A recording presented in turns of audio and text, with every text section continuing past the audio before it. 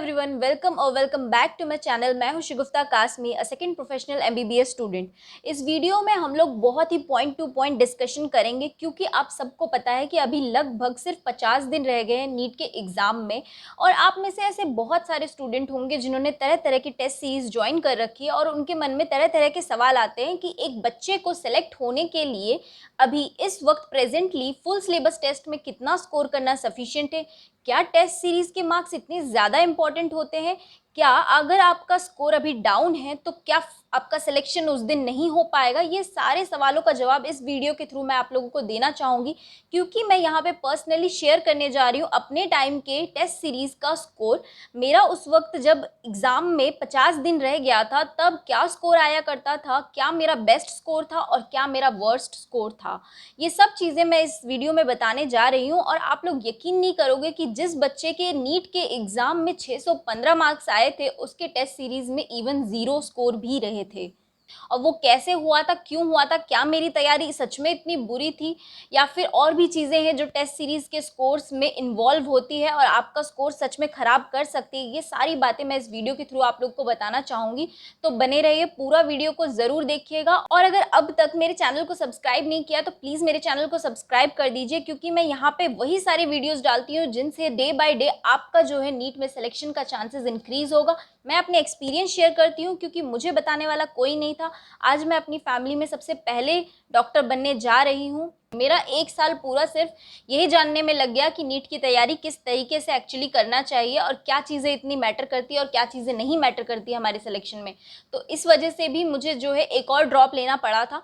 तो मैं चाहती हूँ कि किसी और बच्चे के साथ ऐसा ना हो जिनको कोई गाइड करने वाला नहीं है, इसीलिए मैं उनको गाइड करती हूँ ताकि मैं उनकी ज़्यादा से ज़्यादा हेल्प कर सकूँ। तो प्लीज़ मेरे चैनल को सब्सक्राइब कर दीजिए और बेल आइकन ज़रूर दबाइएगा क्योंकि अगर मैं कोई भी नया वीडियो डालूंगी तो आप तक वो तुरंत पहुंच जाएगा अगर आप लोग बेल आइकन दबा देते हैं तो चलिए वीडियो को स्टार्ट करते हैं। तो सबसे पहले मैं बताना चाहूँगी कि मेरा जो सबसे ख़राब स्कोर था वो लिटरली 0 था। एक टेस्ट ऐसा भी था जिसमें मैंने 0 स्कोर किया था और वो टेस्ट मैंने 12 अगस्त को दिया था। मतलब 13 सितंबर 2020 को मेरा नीट का एग्ज़ाम था और 12 अगस्त मतलब एग्जैक्टली 1 महीने पहले मेरा 0 स्कोर आया था। और वो किस रीज़न्स की वजह से आया था ये हम डिस्कस करेंगे। तो उससे पहले हम लोग डिस्कस करना स्टार्ट करेंगे एक एक टेस्ट से। मतलब सबसे पहले जो मेरा फुल सिलेबस टेस्ट हुआ था और सबसे लास्ट जो मेरा फुल सिलेबस टेस्ट हुआ था उसके बीच का पूरा जर्नी हम लोग डिस्कस करेंगे।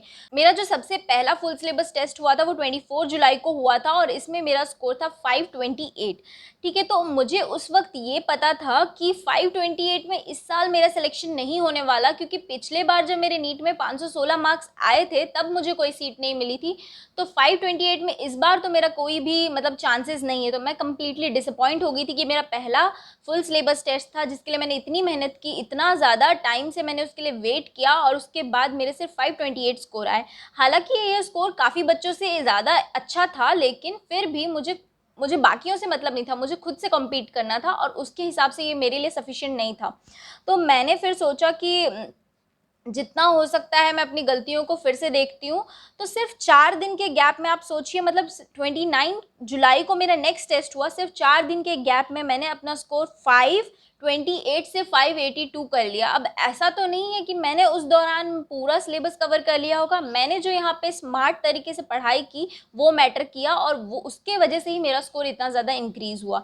मैंने अपने पिछले टेस्ट की गलतियों को एनालाइज किया और उसके बाद उसको इम्प्लीमेंट किया, तब जा करके मेरा सिर्फ 4 दिन में स्कोर 528 से 582 हुआ। और उसके बाद जब मेरा सेल्फ कॉन्फिडेंस बढ़ गया कि हाँ ये सही तरीका है, इस तरीके से अगर मैं पढ़ूंगी तो फिर मेरा इम्प्रूव होगा, तो मैंने फिर नेक्स्ट टेस्ट में जो कि 4 अगस्त को मेरा हुआ था उसमें फिर मैंने 591 स्कोर किया। ठीक है, तो ये जब डे बाय डे मेरा ग्राफ जो इंक्रीज़ हो रहा था, टेस्ट सीरीज़ में मेरे मार्क्स इंप्रूव हो रहे थे, तो मुझे अंदर से कॉन्फिडेंस आने लग गया और ये कॉन्फिडेंस फिर नेगेटिव साइड चला गया, मतलब ओवर कॉन्फिडेंस में चेंज हो गया। मुझे लगने लग गया कि मेरे अभी से, जबकि 1 महीने से ज़्यादा है, तो अभी से मेरा स्कोर अगर 590s में आ रहा है तो शायद नीट के एग्ज़ाम तक तो मैं 650 क्रॉस आराम से कर ही जाऊँगी। और इस ओवर कॉन्फिडेंस में आके मैंने जो है सोचा कि नेक्स्ट टेस्ट के लिए मैं थोड़ा रिलैक्स हो जाती हूँ और मैंने एकदम ही पढ़ना बंद कर दिया था, ये सोच करके कि यार कितने दिन से तो पढ़ रहे हैं, थोड़ा सा रेस्ट कर लेते हैं। और तुम सोचो कि मेरा मतलब पढ़ा हुआ होने के बाद भी अगर मैंने सिर्फ और सिर्फ रिवीजन नहीं किया तो मेरा स्कोर 591 से लेकर के 535 पे आ गया। ये 8 अगस्त को एक टेस्ट हुआ था जिसमें मेरा 535 आया, और जब 591 से 535 मेरा स्कोर हुआ तो मेरा कॉन्फिडेंस जो इतना ऊपर था वो सीधे यहाँ आ गया। और मुझे ये रियलाइज़ हुआ ना कि शायद गलती से मेरे स्कोर उतने ज़्यादा आ गए थे, मैं इतना ही डिज़र्व करती हूँ। तो ये नेगेटिव बातें जो मेरे मन में आने लग गई ना, तो उससे मुझे मतलब खुद पे से भरोसा हट गया। मुझे लगने लग गया यार, मैं तो सोच रही थी कि मेरी तैयारी हो चुकी है, पर मेरी तैयारी तो बिल्कुल नहीं हुई है। और हो सकता है कि जब पेपर बहुत ज़्यादा इजी आया था तो गलती से मेरा स्कोर इतना ज़्यादा हो गया, पर एक्चुअली में मैं इतना ही डिज़र्व करती हूँ। और अगर क्या होगा अगर नीट के एग्ज़ाम वाले दिन भी ऐसा ही पेपर आ गया और मैं 500 पे रह गई और मेरा सिलेक्शन नहीं हुआ, तो इस तरह के सवाल जो है मुझे परेशान करने लग गए थे। तो फिर मैंने क्या किया, मैंने और ज़्यादा डिप्रेस होकर के मैंने और पढ़ाई बंद कर दी। और फिर जब मेरा टेस्ट था 12 अगस्त को, तो उस दिन मुझे टेस्ट देना था, लेकिन जब मैं एग्जैक्टली 2 बजे टेस्ट देने के लिए बैठी, मतलब उस वक्त क्या था, लॉकडाउन लगा हुआ था तो ऑनलाइन टेस्ट होते थे। तो मैं जब लैपटॉप खोल के बैठी तो मेरी लिटरली हिम्मत नहीं हुई कि मैं एक क्वेश्चन भी सॉल्व करूं। बायो से मैंने सॉल्व करना स्टार्ट किया, जबकि जनरली मैं पहले फिजिक्स सॉल्व करती हूँ, लेकिन मैंने बायो से स्टार्ट किया। और मुझे लगा कि आज मेरी पढ़ाई पूरी नहीं है तो फिर मुझे बायो से स्टार्ट करना चाहिए, हो जाएगा थोड़ा थोड़ा क्वेश्चन तो फिर मुझे कॉन्फिडेंस आएगा तो मैं पूरा पेपर दे पाऊंगी। लेकिन मैं बिल्कुल गलत थी, मुझे लिटरली एक क्वेश्चन भी नहीं आ रहा था, मेरा दिमाग एकदम ब्लैंक हो चुका था। और मेरा सेल्फ कॉन्फिडेंस क्योंकि इतना ज़्यादा हो गया था ना कि अब वो जब मार्क्स ड्रॉप हुए तो वो इतना नीचे आ गया, तो मुझसे वो चीज़ डाइजेस्ट नहीं हो रही थी। मुझे लग रहा था कि ये क्या हो गया, मैं तो एकदम अलग ही सपने देख रही थी और अब अचानक से मेरा स्कोर इतना डाउन हो गया, तो मैं कैसे इस चीज़ को कोप अप करूँगी। तो उस चीज़ से मैं इतना डिप्रेस हो गई थी कि मेरा टेस्ट चल रहा था और मैं कम्प्लीटली ब्लैंक थी। मुझे समझ नहीं आ रहा था कि एक भी क्वेश्चन मुझसे सॉल्व क्यों नहीं हो रहा है। मैंने सारे सारे सब्जेक्ट ट्राई किए लेकिन मुझसे एक भी क्वेश्चन सॉल्व नहीं हो रहा था। तो लिटरली मैं इस पॉइंट पे फोकस करना चाहती हूँ कि आपका मेंटल हेल्थ कितना ज़्यादा मायने रखता है। सोचो वो बच्चा जो एक टाइम पे 591 तक स्कोर किया है, वो आज टेस्ट में एक क्वेश्चन सॉल्व नहीं कर पा रहा। क्यों? क्योंकि वो मेंटली वीक हो चुका है और उसको जो है पता ही नहीं है कि वो जो पढ़ा है वो क्वेश्चन भी वो कैसे सॉल्व करेगा।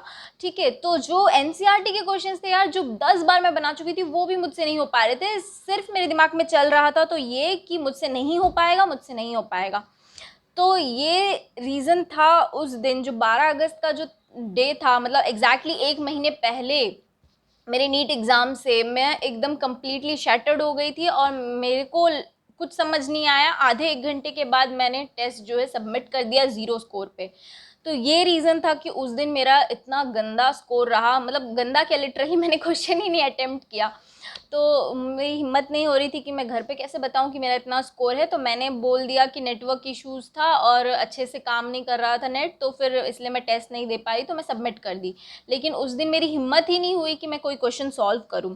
फिर मुझे बैठ के मैंने रात भर सोचा कि अब ऐसे करने से तो काम चलेगा नहीं, क्योंकि मेरे पास कोई ऑप्शन नहीं था। मैं ऑलरेडी, ये मेरा सेकंड ड्रॉप चल रहा था और मुझे कैसे न कैसे करके इस साल सेलेक्ट होना ही था। क्योंकि अगर मैं इस साल भी सेलेक्ट नहीं होती ना, तो मुझे ज़िंदगी भर एक कहीं ना कहीं मन में वो रह जाता है यार कि मैंने 2 साल इस चीज़ को दिया और फिर भी मैं नहीं कर पाई, तो मैं हमेशा के लिए अपना कॉन्फिडेंस खो देती शायद। तो इस चीज़ के डर से मैं बचना चाह रही थी किसी भी तरह से। तो मैंने क्या किया, रात भर बैठ के मैं सोची कि अब यार चाहे कुछ हो जाए, मुझसे जितना होगा मैं उतना करूँगी, लेकिन नेक्स्ट टेस्ट तो मुझे देना ही है। ऐसे मैं कब तक इग्नोर करूँगी, अपने मार्क्स की वजह से मैं टेस्ट देना बंद तो नहीं कर सकती। तो मैंने खुद को समझाया, हिम्मत दिया, और उसके बाद फिर जाके जो मेरा टेस्ट हुआ था वो 16 अगस्त को था। तो 16 अगस्त को जो मेरा टेस्ट था उसमें फिर मेरा 533 मार्क्स आया। तो वही फिर से मन में डाउट आया, लेकिन फिर मैंने सोचा कि एटलीस्ट इस बार मैंने हिम्मत से टेस्ट तो दिया, पिछले बार की तरह तो नहीं हुआ ना। तो फिर मैंने खुद को ये कन्विंस कर लिया कि यार टेस्ट पेपर में मार्क्स डिपेंड करता है कि टेस्ट पेपर का लेवल क्या है।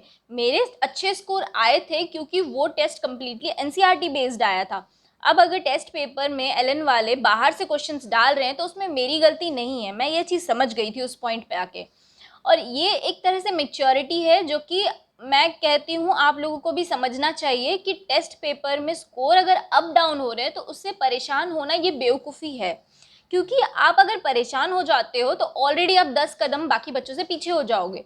वो बच्चा जो परेशान ना हो करके अपनी गलती को एनालाइज करेगा और उसे समझेगा कि उसको अब क्या करना है, वो ज़्यादा आगे बढ़ेगा आपके कंपेयर में जो कि डिप्रेस्ड हो रहा है। तो ये चीज़ मैंने उस वक्त समझ ली थी। फिर 24 अगस्त को मेरा टेस्ट हुआ तो उसमें मेरा स्कोर 575 रहा। तो मुझे समझ में आ गया था कि सही में टेस्ट पेपर का स्कोर कोई डिपेंड नहीं करता, जो कि इतना ज़्यादा वेरी हो रहा है, सिर्फ 4-4 दिन के गैप पे इतना वेरी हो जा रहा है, तो मतलब कम्प्लीटली ये डिपेंड करता है कि क्वेश्चन पेपर का लेवल क्या है उस पर। फिर 28 अगस्त को मैंने टेस्ट दिया, उसमें मेरा 564 स्कोर रहा। फिर 31 अगस्त को मैंने टेस्ट दिया, उसमें मेरा 555 रहा। और अब हार्डली 10 दिन बच गए थे मेरे एग्ज़ाम को, और मैं बहुत ज़्यादा बीमार हो चुकी थी उस वक्त पे, क्योंकि मैं थोड़ा एक तो वैसे ही स्टार्टिंग से वीक हूँ, मतलब ऐसे ही थोड़ा बहुत भी इधर उधर का खाने से या फिर थोड़ा क्लाइमेटिक चेंज से मुझे एलर्जी या फिर कुछ कुछ हो जाता है, तो उस वजह से मैं बीमार जल्दी हो जाती थी। तो लास्ट टाइम पे मैं बहुत बुरा बीमार पड़ गई थी।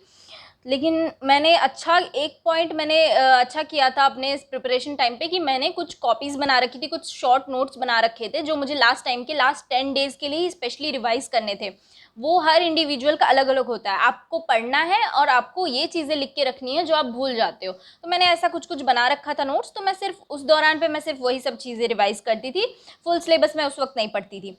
फिर मैंने 6 सितंबर को टेस्ट दिया, तो वो मेरा स्कोर था 599, और ये मेरा हाईएस्ट स्कोर था, मतलब जिस साल मेरा सिलेक्शन हुआ ये मेरा हाईएस्ट स्कोर था फुल सिलेबस टेस्ट में।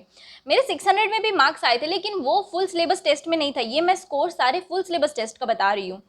तो वो मेरा हाईएस्ट स्कोर था 599। तो मुझे एक लगा कि यार बस एक नंबर से मैं 600 रह गई हूँ, तो फिर शायद मुझे इसमें नीट के एग्ज़ाम में 600 प्लस आ जाएगा, मैं श्योर हो गई थी इस चीज़ को लेके। तो फिर 8 सितंबर को मेरा लास्ट टेस्ट हुआ, मुझे पता था ये मेरा लास्ट टेस्ट है, जो करना है इसी में करना है, इसके मार्क्स से ही मेरा उस दिन का कॉन्फिडेंस लेवल जो है डिपेंड करेगा। तो मुझे पता था कि ये मेरा लास्ट अपॉर्चुनिटी है, मैंने अपना फुल 100% दिया। स्टिल मैं सिर्फ 569 ही स्कोर कर पाई, लेकिन मेरे साथ मेरे पेरेंट्स थे, मेरे फ्रेंड्स थे जिनका सपोर्ट था, तो उन लोगों ने मुझे कन्विंस किया कि तुम जो है इस पर फोकस मत करो, तुमको पता है कि तुम्हारा जो है प्रिपरेशन अच्छा है, तुम प्रीवियस ईयर के क्वेश्चंस बनाओ। तो मैंने प्रीवियस ईयर के क्वेश्चंस बना रखे थे, लेकिन मैंने वो चैप्टर वाइज बनाए थे। तो मैंने क्या किया, नीट के एग्ज़ाम से पहले जो 4-5 दिन थे उसमें मैंने प्रीवियस ईयर वाले जो क्वेश्चन पेपर्स थे उनको मैंने, मेरे पास एक बुक थी जिसमें क्वेश्चन पेपर वाइज दिया हुआ था, तो वो एलन की वो मॉड्यूल थी, तो फिर मैंने उसको एज अ टेस्ट 3 घंटे का टेस्ट मैंने उसको दिया। मैंने 2019 का पेपर दिया, मैंने 18 का पेपर दिया, मैंने सारे पेपर 4-5 पेपर दिए। तो उन सभी टेस्ट में मेरा जो स्कोर था वो 630 620 ऐसे रहा करता था। तो मुझे ये कॉन्फिडेंस आ गया कि जब नीट के पेपर में मेरा 600 प्लस आ रहा है, तो इस बार जो नीट का पेपर आएगा उसमें भी मेरा 600 प्लस आएगा। और इस पॉजिटिव एटीट्यूड के साथ ही मैं एग्ज़ाम देने गई थी उस दिन। फुल सिलेबस टेस्ट देना बहुत ज़्यादा इंपॉर्टेंट है। अभी भी अगर आप लोग ने स्टार्ट नहीं किया है तो टाइम है, 50 दिन है लगभग, आप लोग स्टार्ट कर दीजिए। एटलीस्ट अब तो स्टार्ट कर ही दीजिए, क्योंकि बहुत इंपॉर्टेंट है। जितना टेस्ट दोगे उतना ज़्यादा अपनी गलतियों का पता लगा पाओगे, उतना ज़्यादा अपने वीक पॉइंट्स को एनालाइज कर पाओगे, और उतना ज़्यादा ही आप लोग अच्छे नंबर से सेलेक्ट हो पाओगे। तो इतना ही था इस वीडियो में, तो मिलते हैं नेक्स्ट वीडियो में, तब तक के लिए बाय बाय, टेक केयर।